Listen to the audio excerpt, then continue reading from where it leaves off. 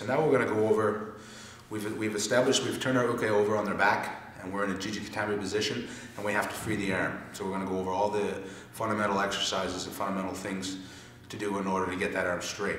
First thing is arm selection. When you come over to Juji gatame, you have two choices depending on how you do your technique, to have this arm in or the outside arm in. The better of the two arms, in my opinion, is the outside arm, because from here, if I cannot free my uke's arm to do Juji gatame, I have the option to do the hold down. Here and up, osaikomi. That technique is a little more difficult if I'm in this position here. So the outside arm is the arm I use for selection. Now, we roll uke over, we're in a position to do Juji gatame and straighten the arm.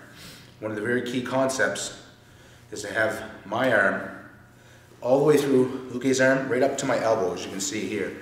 I'm not too shallow. Here it's very inefficient. Here I'm a lot more efficient. Okay. Once that arm is in through, and I've established control there, I take my hand to high collar grip here. I do this for the fact that it helps incorporate my core. Now I'm not just using arm strength to try to straighten uke's arm, I'm using the core, my lower back and stomach, to apply backward pressure on uke to free his arm.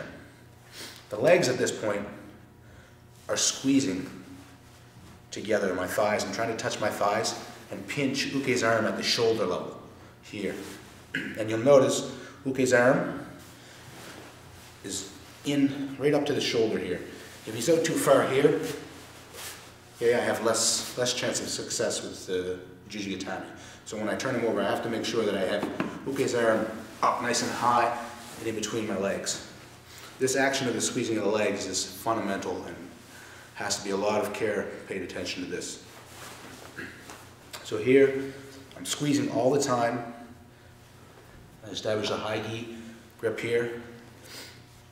I'm leaning back. Now I'm ready to try to free the arm. I've got enough control. At this point, I come to the elbow.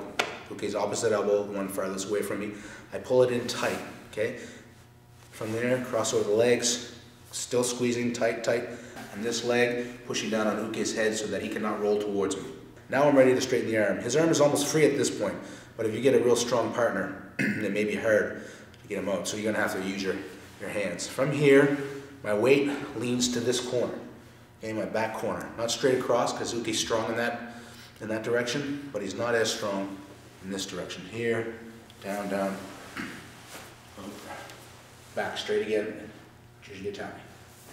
Now we're going to work from the Juji gatame position. We've established high collar grip. Our pressure is backwards all the time. My legs are constantly squeezed together to keep control of uke's arm, and now I have to free the arm in order to straighten it for Juji gatame. Okay, and I have to attack the weakest point of uke's arm, which is his wrist. So this wrist here is the one I'm after.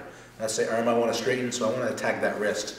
Now there are two options for me here. I can either use my hand as a drilling device to come in, to get in between and get a hold of that wrist, or I can use my blade of my wrist bone here to leverage and attack the wrist. Arm comes back. Uke's thumb has to be pointed towards the ceiling in this direction. When I'm ready to arm lock, my hips draw upwards and I draw uke's wrist down here. Again, the action of my hips is upwards and my leverage is down. This motion here.